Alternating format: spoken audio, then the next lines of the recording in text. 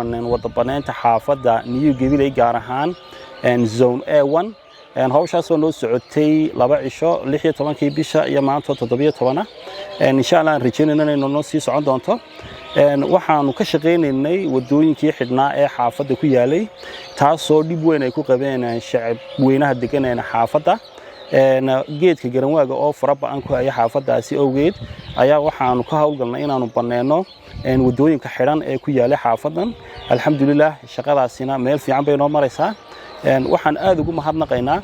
shicibka xaafadan degan oo na garab taagnaa labada cisho shaqadu noo socotayba oo dhiirigelin iyo garab taag bana la garab taagnaa iyagana aad baan ugu mahad celinaynaa waxaan ku boorinaynaa haddii la yiraahdo wadooyinka aan baneenay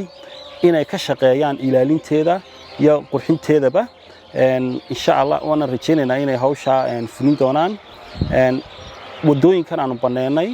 shacabka xaafadu baahi aad u weyn bay u qabeen alxamdulillah ilaahayna uu nagu guuleeyay maanta inaan u baneeno wadooyinkaasi oo dhan